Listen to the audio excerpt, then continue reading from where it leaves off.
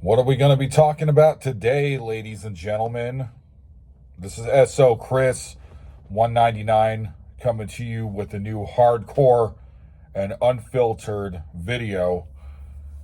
And the question that you guys should be asking yourselves is it going to be okay for you to work with the elderly generation?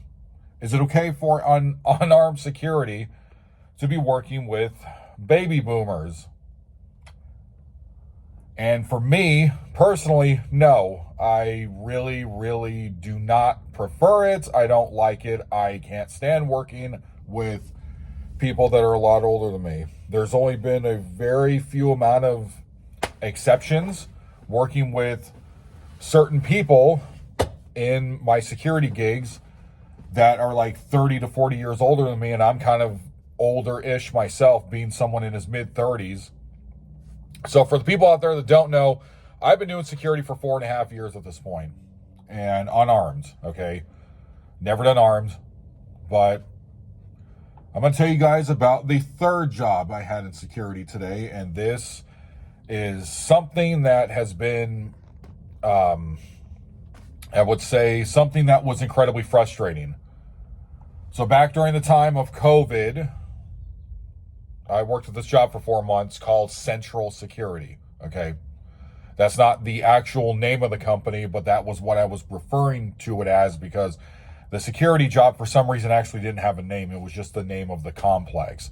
So, but it was in the central area, and that's all I'm going to be delving into. So, Central Security, being a private in-house security company, this was something that is pretty much only delegated to older people because what we were called were courtesy patrol guards. So not a security guard, not a security officer or a rover, you are courtesy patrol. So I worked at a second job that was like that, and we'll get into that in a different video. But just for this one, I worked there from, I believe it was around Halloween to when I ended up getting the job where I'm at currently now. So this job at Central Security, this is the first time that I actually ever worked a graveyard shift. So, and this is the first time I've actually worked at a job where it was only elderly citizens that were my partners there. And thank God that I was actually by myself for most of the shift, because even though one of them was actually pretty nice to me, the other two drove me absolutely nuts. If there's nothing in common and you guys got to work together for a long period of time, it is a rough job. Even to just, in one of these jobs, to get the post orders done, it's going to be pretty easy. Because it's going to be really similar to being a security guard, like if you work for Securitas or something like that, where you just go around with the widget on the, the phone. Like you go around, or you walk around, with a flashlight, which is what you're pretty much going to be doing if you work graveyard. So this is my first graveyard shift, and it almost drove me nuts because I could not sleep. We're talking about at the 4 months that I worked at this job before I snapped and quit. Actually, I didn't quit. I was let go, but for something that was really stupid. Like looking back, and I knew what they were doing. They were doing some shady things behind the scenes. But anyways, I mean, it's security. What do you expect? So I couldn't sleep. I was getting, because I worked 2 days was 11 p.m. to 7 a.m. And then the other 3 days were 9 to 6 or 9 to 5. Something like that. It was like some weird schedule where every time I showed up, it was dark out. So it was already like the moon was up and everything. So the job itself was really easy, and I want to accentuate this point that when you work with elderly people at a job where all you do is just walk around with a flashlight, you take the golf cart and drive around, which is what I did. I drove, so there was 4 hours on, 4 hours off. So you were in this thing that looked like a tiki hut, and all you did was anyone who came in, if they had a sticker on the window, you had to press the button, flip switch, their arm goes up, you let them in. If they don't, you have to find out why they're there, which was like an Uber or like a Lyft pickup or whatever. And but it really didn't happen that much at night because most of the people, it was like an old folks home, but for like rich people. So Anyways, so between the hours of like 10 p.m. to 6 a.m. or 5 a.m. or 4 a.m., whenever it is I worked, hardly any vehicles came in. It was like one guy would come in to do the paper drop-offs. So he'd go around like the paper boy and he'd throw the papers out his window as he drove around the whole area. So I didn't do much. It was actually a really easy job. You just had to go in, pull the thing out of the pool, the what's called the creeper that's like cleans the inside of the pool. Pulled that out. You just go in, make sure all the lights are off. You go into the kitchen, make sure that because there were chefs in there, like gourmet chefs, just make sure all the stoves are off. That's it. That's the job. I didn't do anything except chase. I would use literally a flashlight as I was driving around in a golf cart by myself, chasing off coyotes off the property, like packs of them around when it turned like 1 or 2 in the morning. I would go around, swing this, and be yelling at them. That's all I did, and that didn't even happen that often. But anyways, I work with a lot of people that were boomers. I was number 6 out of the workers because they didn't have anyone on per diem. The job paid $13 an hour, and every single person I worked with had to have been over the age of 60. And let me tell you something, so here's the thing about the problems with unarmed security, is that pretty much wherever you go, because there's still this weird breakage in younger people not coming into security jobs, at least in the state of Arizona that I've been, working in as security. The problem is that when you go into security, and even if you transfer or you apply to go to a different job, there's like a 50-50 chance you're going to work with someone that's like 30 years older than you or 40 years. I was literally working with grandparents at this job. Every one of them except the supervisor. The supervisor had to have been like 15 or 20 years older than me. Everybody else were all old people. And if you don't have, and the thing is that you're most likely not going to have anything in common, and you're going to end up doing most of the work, which is what happened. It's either they were really, really passive aggressive because there is this attitude that baby boomers have towards younger or younger-ish staff members, to where, well, I've been doing this 20 years, so I'm not going to take anything from you. Oh, I'm just going to go to HR. And then they expect you to do your job and their job at the same time, because they don't know how to work a computer. They don't know how to use their phones. They don't know how to fill out a DAR report. They expect you to do it, and they'll guilt trip you into, okay, well, how do I get this to work? And you got to sit there at the computer with the mouse and like figure it out for them. But they're so hard-headed that you have to show them over and over and over and over again. I got into a confrontation, a verbal one. I didn't raise my voice, but it almost got to that point with this guy who had to have been over 60s, like 65, maybe 70. And this guy literally was almost yelling at me inside the Tiki Shack. Keep in mind, this is like maybe a month into the job, because the sprinkler system was not going off for, I think it was like unit 1 to like 105, when there's literally like 400 units. It was going off everywhere else at the same time, because they'd always go off at like 10:30 to like 10:40 p.m.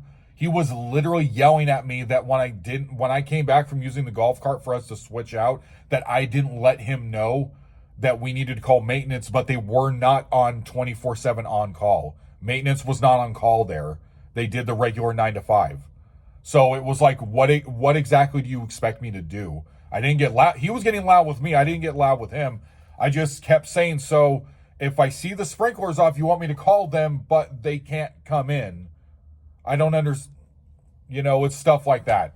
Like not using common sense, or they're reporting way too much of stuff that doesn't matter. If a burglar or some nutcase is not like breaking into their house and like threatening to kill them or whatever, then why am I there? That's not my job. You need to call you need to call maintenance if it's something like, oh, my door's unlocked. That's not us. That's utilities. That's maintenance. I had thank God I only had like one call like that. And then my supervisor wanted me to handle it. It was just it was ridiculous, even though it literally was not in our job description. Doing a lot of customer service, you're going to be expected to do that too. Even though where literally says security, there's no customer service there. You want customer service, hire a receptionist. That's what the job title is. That's not my job title. So anyways, I worked there for 4 months, and the woman that I worked with, I'm not going to say her name, but she refused to do exterior patrols. I didn't know you could do that because I was only 5 months into being a security guard. She literally, because she was on the HOAs, whatever, because she lived there at the complex, she was like this rich old woman. She had to have been like 70-something years old. She refused to get in the golf cart and patrol. She said, oh, our supervisor said I didn't have to do that. But then everybody else would be passive-aggressive, the other old people, to her, saying, you're only supposed to be in here an hour at a time. And then she would be like, no, just shoo off. No, we're not talking. Go ahead and shoo. And the supervisor never, I complained about it, and he never did anything. And then I found out from her, like 2 months into the job, she was one of the heads of the HOA, whatever, where they would do those town hall meetings once a month. So I had to sit there and watch basic cable with her for like 4 hours every weekend, every Saturday and Sunday, because I was off Mondays and Tuesdays. So every time I was done driving around in the golf cart, checking on everything, with the widgets, they gave us 37. Why? I don't know, but they wanted you to be working nonstop when you were outside, hitting all these silver buttons with this thing that looked like a long pole instead of like just using the security phone. For 4 months, every single weekend, it was incredibly awkward. I didn't want to talk to her, and she never got the hint that I don't want to talk. I want you to go out and go do your rounds. I don't want to be around. What are we going to talk about? And with old people, not only did she not know how to use the security phone, she didn't know how to fill out DAR reports. She never filled out any reports, and no one said anything. So Central Security definitely chalked that up to being one of the worst experiences I've ever had in security, because no one had my back. Because she was a rich old woman, she got to do whatever she wanted. Even though she was employed there, it didn't make any sense to me. But she told me the same like 6 stories. And this is the thing with old people, like boomers. They tell you the same stories over and over and over again. And she never got the hint when I stayed quiet, I don't want to talk. She never got the hint. Really, just every one of those old people I worked with, except for one of them, he was really cool, but I never got to work with him. One of them was really nice and cool. I think he told me his nickname. He told him to call him Buzz or something like that. That wasn't his real name. Something like that. But Buzz was the only good one. He's the only one I could actually sort of relate to, even though he was like, had to have been in his like 60s, 70s. But because he was always really nice and respectful. And that woman would just talk my ear off. She would literally fall asleep in the chair. One time when one of the people came in, they were honking at us because she had her chair positioned next to the gate. And she would sit there like this and be snoring. And she'd wake up and go, oh, sir, you doing okay? And then she'd just stare at me.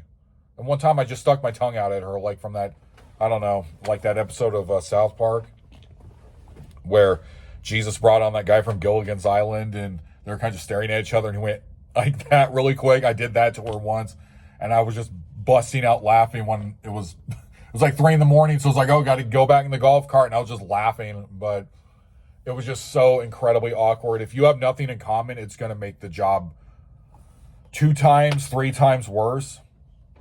And the thing is that when I ended up getting let go from the position, I called in sick twice when I already had passed my probation 30 or 90-day period. I had already passed it with 1 call out. I called out a second time because I kept getting sick from not sleeping, because I would sleep 2 to 3 hours a day and then sleep 11 to 12 hours on one of my days off. And this was February 1st. I remember that, 2021. And he called me in and said, you're fired. He literally said, we're letting you go. And then I ended up getting into a confrontation, and I got loud with him because it didn't make any sense. I said, I've made multiple complaints to you. I've made multiple complaints that you have a worker here who was refusing to do exterior patrols. I've told you like 2 or 3 times she's not working. Another guy that I work with, I've told you multiple times he's not bathing when he comes to work. This guy literally stinks like hard, like BO and like feces. This was the guy I worked with on Thursday and Friday. He stunk horribly. I told him multiple times. It literally says in your guys' thing for the Code of Ethics handbook we had to all read and sign, it says there you have to bathe before you come to work. You have to wash your clothes, dude. I told this guy, my supervisor, because he said, he was like, Chris, I didn't want to do it because I went and cleaned out my locker. He told me to come pick up your stuff, and I had like a Redbox DVD in there, and that was it. Like, I didn't even care. They could have just thrown it out. And I had a flashlight, something like that. And then he said, I didn't even want to do this. I like you. You're a good worker. They made me do it.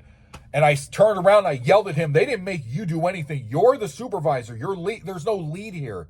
You're the guy.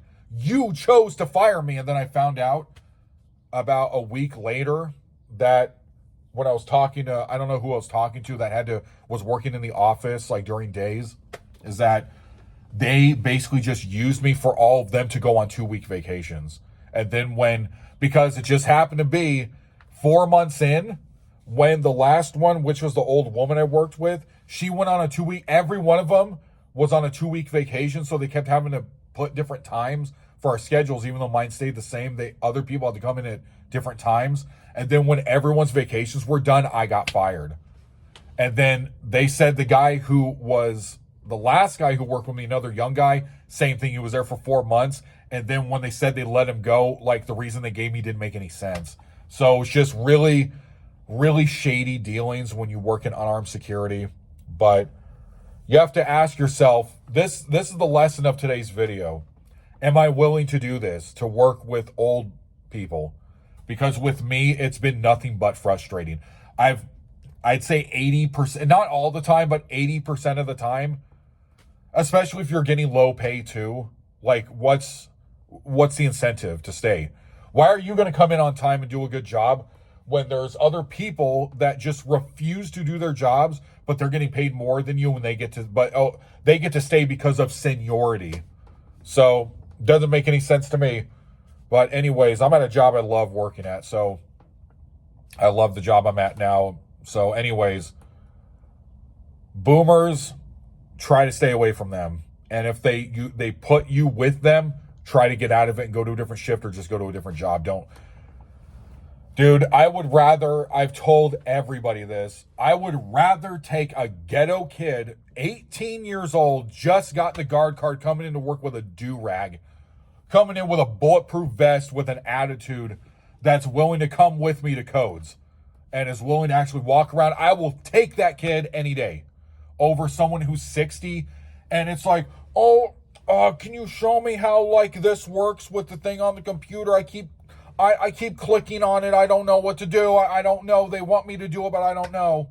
And then you have to show them over and over and over again how to do basics on a laptop, dude.